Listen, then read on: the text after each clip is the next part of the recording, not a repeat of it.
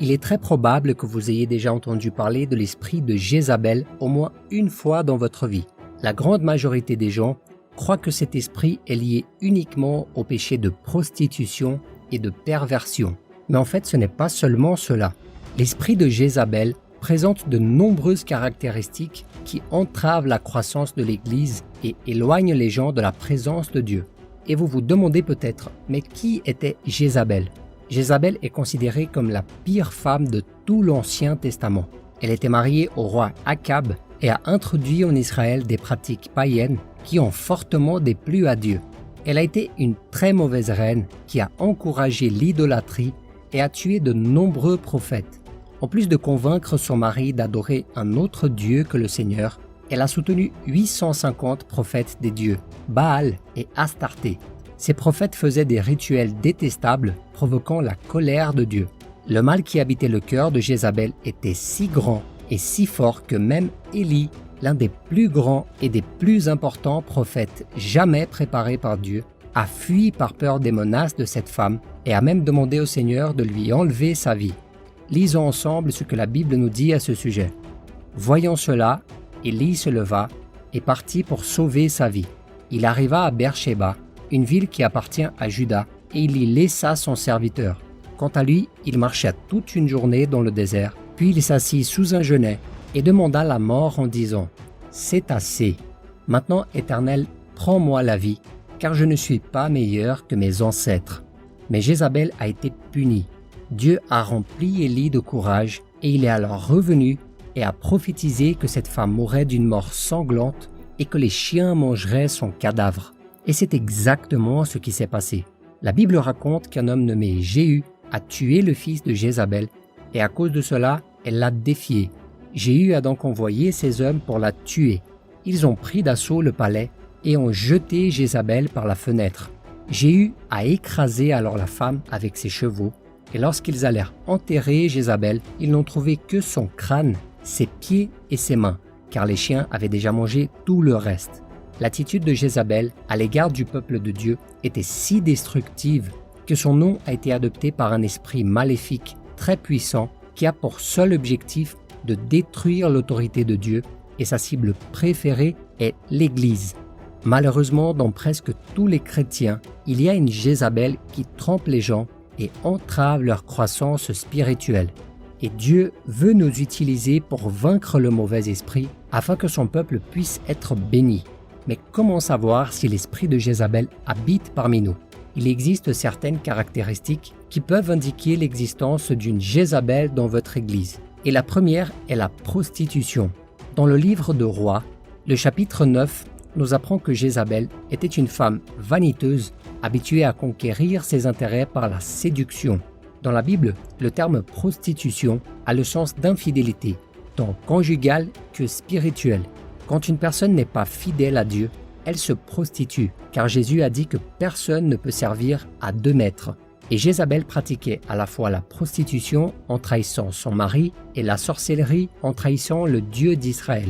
L'esprit de Jézabel pénètre dans les églises par les personnes qui ne mènent pas une vie sainte. C'est pourquoi les pasteurs et autres dirigeants doivent faire très attention à qui ils mettent devant l'autel pour exercer leur ministère. Mes frères, je sais que nous sommes tous imparfaits et pécheurs. Il n'y a aucun de doute à ça. Mais la personne qui est en charge de n'importe quel ministère de l'Église doit avoir sa vie dans la sainteté.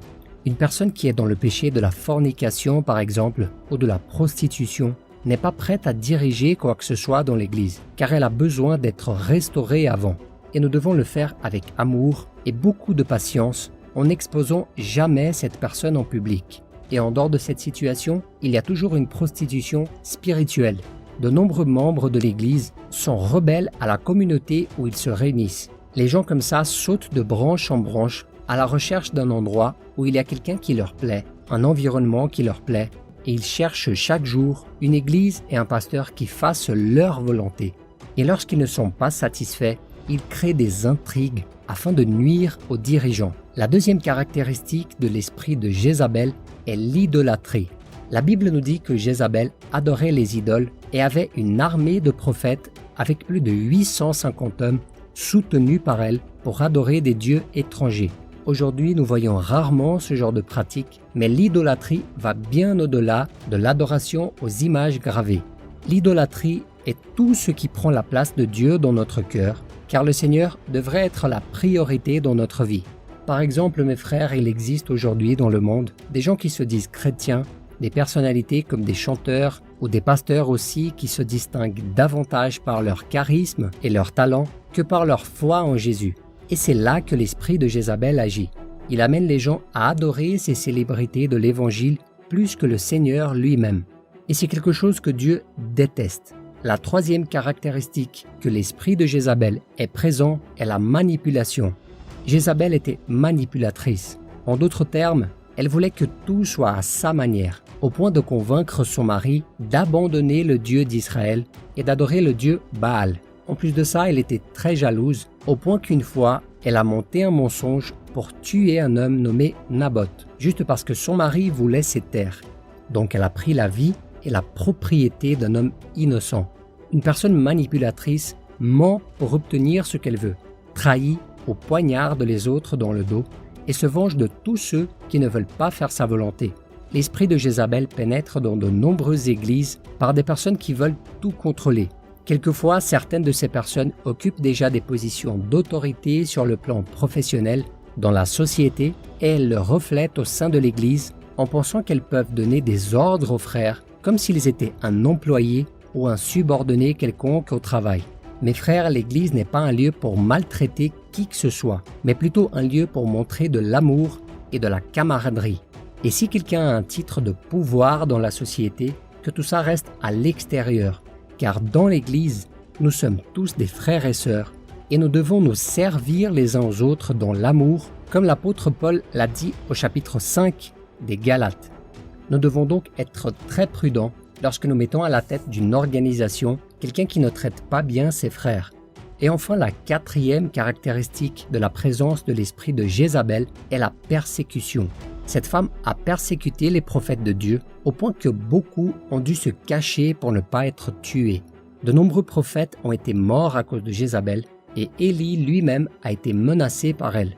L'une des raisons de cette persécution est que les prophètes de l'époque disaient la vérité et non ce que Jézabel et son mari voulaient entendre. De la même manière, l'esprit de Jézabel peut être vu dans les églises où les gens sont persécutés par leurs propres frères. Il y a des églises, mes frères, où tout est déjà si stabilisé et contrôlé que lorsqu'un homme et une femme de Dieu proposent des changements, ils sont persécutés. Et mes frères, faire face à la persécution externe de personnes ou de situations qui viennent de l'extérieur de l'Église est quelque chose de normal. Mais l'esprit de Jézabel agit au sein de l'Église. C'est une stratégie de l'ennemi pour affaiblir le peuple de Dieu. Car Jésus a dit « Tout royaume confronté à des luttes internes est dévasté, et aucune ville ou famille confrontée à des luttes internes ne peut subsister. Soyez donc très prudents avec les personnes qui disent du mal des autres frères ou qui persécutent les dirigeants et les membres, car elles sont probablement utilisées par l'esprit de Jézabel. Je sais que nous ne devons pas être d'accord avec tout ce que nous voyons et entendons dans l'Église, mais Dieu nous appelle à intercéder et à exhorter si nécessaire, sans jamais provoquer de division ou de querelle. Et comme nous l'avons vu au début de la vidéo, la fin de la vie de Jézabel a été terrible. De plus, dans le livre de l'Apocalypse, Jésus donne un avertissement à l'église de Thyatire parce qu'elle tolérait cet esprit de Jézabel parmi son peuple. Lisons ce qui est écrit. « Je connais tes œuvres, ton amour, ta foi, ton service et ta persévérance. Je sais que tes dernières œuvres sont plus nombreuses que les premières, mais ce que j'ai contre toi, c'est que tu laisses faire Jézabel, cette femme qui se prétend prophétesse. Elle enseigne et égare mes serviteurs pour qu'ils se livrent à l'immoralité sexuelle et mangent des viandes sacrifiées aux idoles. Je lui ai donné du temps pour changer d'attitude, mais elle ne veut pas se détourner de son immoralité. Voici, je vais la jeter sur un lit et envoyer un grand tourment à ceux qui commettent adultère avec elle, s'ils ne se repentent pas de leurs œuvres. Je frapperai de mort ses enfants, et toutes les églises reconnaîtront que je suis celui qui examine les reins et les cœurs, et je traiterai chacun de vous conformément à ses œuvres. Donc si dans votre église, il y a quelqu'un qui présente ces caractéristiques, commencez à prier pour cette personne, car elle est peut-être dominée par un esprit démoniaque qui doit être chassé. Mais veillez à ce que l'ennemi ne vous utilise pas non plus pour faire des ragots et calomnier cette personne. Demandez de la sagesse à Dieu pour faire ce qui doit être fait. L'amour est l'accomplissement de la loi et en tant que chrétiens, nous devons rechercher la paix avant tout. Beaucoup de ces personnes sont simplement des religieux qui n'ont pas encore eu une véritable expérience avec le Seigneur et ont besoin que nous les bénissions. Mais si la personne n'accepte pas d'être traitée, mes frères, alors il n'y a rien à faire. La Bible est très claire sur ce que Dieu fera à ceux qui laissent un esprit démoniaque diriger leur vie. Le psalmiste a écrit « Voilà pourquoi les méchants ne résistent pas lors du jugement, ni les pécheurs dans l'assemblée des justes. En effet, l'Éternel connaît les voies des justes, mais la voie des méchants mène à la ruine. » N'oubliez pas de laisser votre opinion dans les commentaires. Si vous avez aimé ce message, partagez-le avec vos amis et votre famille et abonnez-vous à la chaîne. Regardez aussi ces autres vidéos que nous avons laissées en recommandation. Je suis sûr qu'elles contiennent des messages indispensables pour votre vie spirituelle. Que Dieu vous bénisse, je vous attends dans la prochaine vidéo.